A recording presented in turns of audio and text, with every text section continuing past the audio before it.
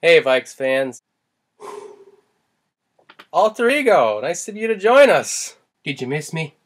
Well, yeah.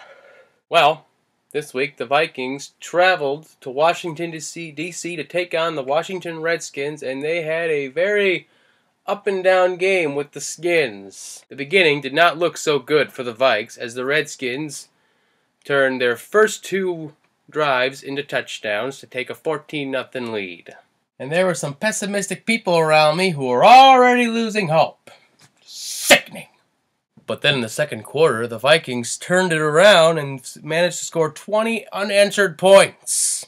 Starting with a drive that ended with Matt Asiata punching it in. Yeah, the third time was the charm. At the end of their next drive, Sam Bradford hooked up with Rudy for a 20-yard catch-and-run touchdown. And then just when you thought it was going to be tied at the end of the half, Andrew Canseco forces a fumble, and Everson Griffin recovers it. And now the Vikings have the ball in the Redskins' 30-something yard line. 3 plays later, Bradford hooked up with Adam Thielen for a 2-yard touchdown, and we go into the locker room with a 20-14 lead. The Blair Walsh Project missed the extra point. Then in the second half, the Redskins very slowly but surely retook the lead with 4 field goals. Down 6, the Vikings started to put together a late drive. Stop right there, okay? Because there's something you failed to address last week that I'd like to address. Last week, after we take a 3-point lead on the Detroit Lions, now the Lions need to get a field goal to tie it in 27 seconds.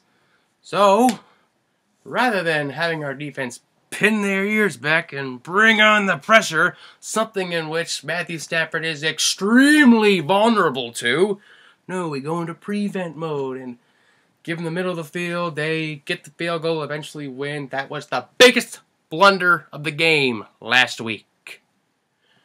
This week now, the Vikes in a similar situation with the Skins, only they're down 6, so they need to get a touchdown and an extra point to win.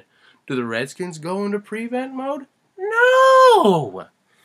They pin their ears back, bring the pressure, and they ended up getting 2 of their 3 sacks on that drive alone, including the game-clinching sack on 4th down.